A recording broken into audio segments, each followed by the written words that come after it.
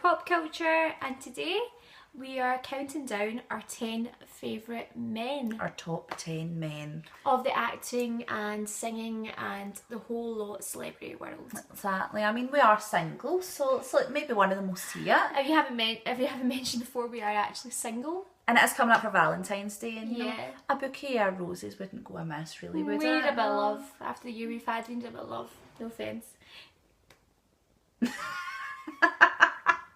Right, so... I mean, I'd just take like a bar of chocolate. I'd take Ferrero Rochers. Anything. I love a Ferrero Rocher. Ferrero Rochers or a bunch of roses. You get the big Ferrero Rocher, it's like a really big one. I'd eat that out.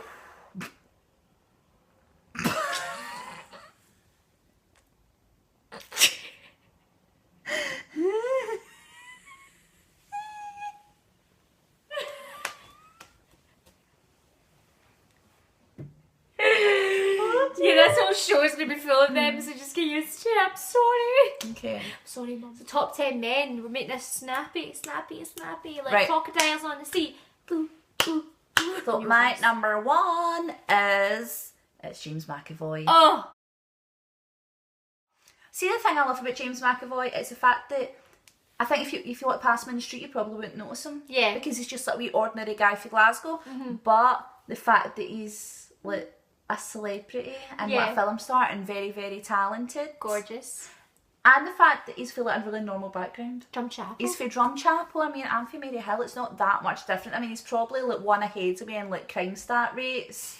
If like modern studies standard grade is anything to go by. My family's from Drumchapel. Well then, there you go. They probably know the McAvoys. But I think his accent's like slightly changed for the years. It's annoying because you can tell he's been like proper like drama schooled, so they've like hammered out. Well, he is at the Royal Conservatoire, the Conservatoire of Scotland. It's the Conservatoire of Scotland. If everybody wants to go into it. James McAvoy. So James McAvoy. Please cheers me. We love you, James. I loved you in Atonement as well. That scene in the library. Are we going to take a drink after every man we mention? Oh yes. Right, go your turn then. Right, so number one on my list is obviously Justin Timberlake. As you seen in the previous video, he is one of my main men in my life. I've loved Justin Timberlake since I was 12, 13. He was one of the big first concerts I've been to. Justified tour. He actually shouted in the audience, Amazing "Who wants to be my girlfriend?" And I went, me! Thinking he was going to go, "Julia, come on up on stage." Justin Timberlake, I have no words for you, but you have no words. Like, He's just the man. you have made me the woman I am today. No, I genuinely don't think I'd be into acting if the motivation wasn't to marry you.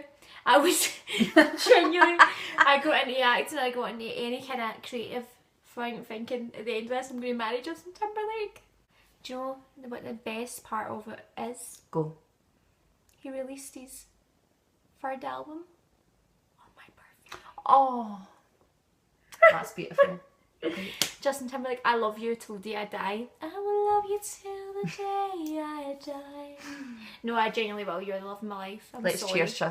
cheers, Justin. Cheers, I the love you, trouser Justin snake. Randall Timberlake. Right, next on your next one. My number two. I'm going to go for Mark Wright in this one. Yeah.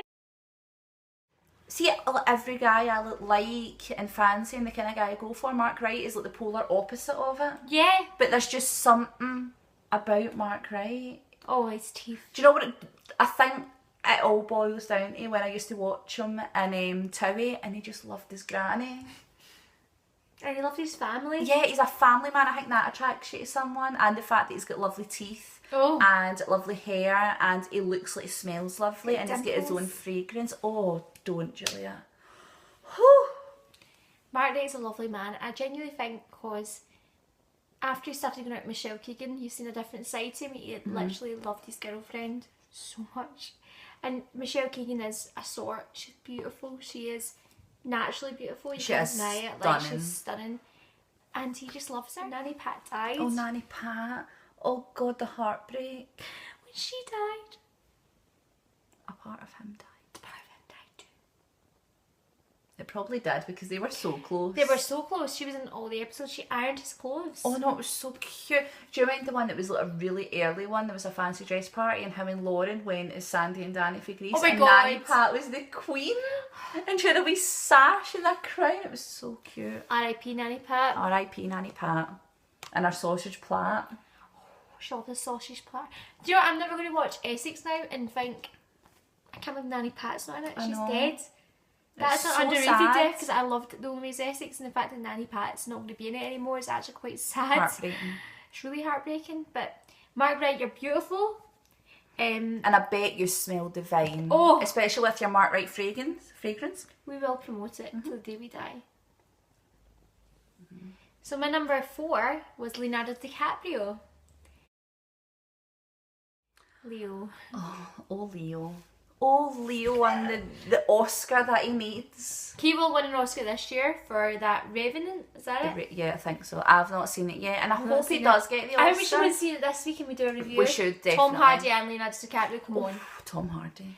But Leonardo DiCaprio, I've loved you since Romeo and Juliet, 1995 or 6. 6, I think. Where you were sitting with a fag in the wall and you were smoking it and you were thinking about life. That's when I knew. Yeah. He is beautiful. His whole face, his hair, Do you know what I like? eyes. It's like he's aged, but he still looks like the kind of young boy. He does. His eyes are the most beautiful part of him. His eyes are beautiful. He like stares into your soul. See, if I was in a film with him, I'd be like this. I don't imagine getting a scene and you got to like kiss Leonardo DiCaprio. So that his name, Julia's fainted. She's coming. There we go. Bring me to wake me up. Wake me up inside. I can't wake up. No, remember it was in the beach, which All Saints done the song for. Oh, that was a sounds fantastic brilliant. song. Have you seen the film though? Uh-huh. Brilliant. I'm moving. I'm feeling. I call water, And it's calling you, my dear. out of reach. Take me to the But bay. yeah, Leo, Titanic, Romeo and Juliet, Wolf of Wall Street, Catch Me If You Can, The Beach. He's been in some incredible films, though. I've just slabbered over myself. I think with Leonardo DiCaprio, me and my dad used to discuss this. He never picks a bad film. Exactly. He always picks. He's not like one of these actors like Matthew McConaughey done it. He done like all the crap rom-coms and then went into the big ones and won his Oscars. Leonardo DiCaprio has like consistently done He's amazing consistent. films. That's the word. He's consistent in whatever he does, and that's what makes him amazing. So Leonardo DiCaprio, I love you, and I'll be in a film with you one day. What's your favourite Leonardo film? Departed. The Departed. I love I'm sorry I never Departed. mentioned it. Departed, Martin Scorsese, Leonardo DiCaprio, Matt Damon. Right, thank you, Leo, for the memories. Thank you for the memories. Okay, we're on to my number 3. Yeah. My number 3 is the man, the legend, the Danny Dyer. See the thing with Danny Dyer? I had a tense relationship with Danny Dyer for years because he'd done all the like crap films. And I thought, like Kevin Bridges done the sketch and he called him the Prick's Prick. And I thought, that's really funny, hell yeah. And like, basically made him out to be like a daft, stupid guy. And I thought, yeah, that's very true. And then he went into EastEnders. Yeah. And he was Mick Carter. And I thought, a weird thing came over me. And I thought, I love Mick Carter. Mick Carter is someone you want to be with. Whitney needs to win What did he Jamaican. just get to? You're not wanted. You're in your a Sugar rubbish Babe Sucker character. 2004 fringe. Honestly, what is your look about? She thinks she's Keisha Buchanan or whatever her name is. Fucking Mutya. She's Mutya. She's Mutya. She's Not not even even good Heidi enough to be Range. Heidi.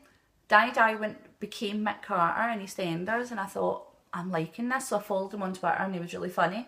Oh. And then like every time you see him in interviews, he's actually hysterical. He doesn't take himself too seriously. He doesn't but take himself does, seriously, because but- he wants to be seen as a good actor, and that's what I like about him. I think people think he takes himself much more seriously than he actually does. But he's funny. He is funny because he says that he knew he either had to go into EastEnders or Celebrity Big Brother. That's Yeah. the point his career was at, and he chose EastEnders, so he got Thank to God. act. Thank God. But can I tell you a story about Danny Dyer? He was in a music video from 2007, 2008 called Two Lovers by the Twang. Great band from like the north of I remember the the Twang. north of.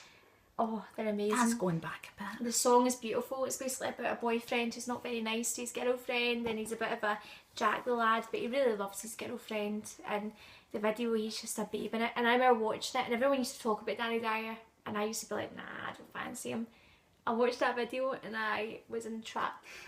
I loved him in the video. He was such a good actor in it, and I felt he is actually better than he's a much better put actor than people gave him credit for. Yeah. But yeah, Danny Dyer. Love Danny Dyer. We both love Danny Dyer. Beautiful Cockney lad. He's also hysterical because they always have him on that Sunday brunch, the Channel 4 programme that's on a Sunday. Imagine that, Sunday brunch. And they always get him to do the drinking. They like taste different drinks every weekend, and he always gets absolutely steaming. Because he knows his TV gold. And then they make him do the last cooking thing with him, and he's always drunk when he does it. It's so funny. He's amazing.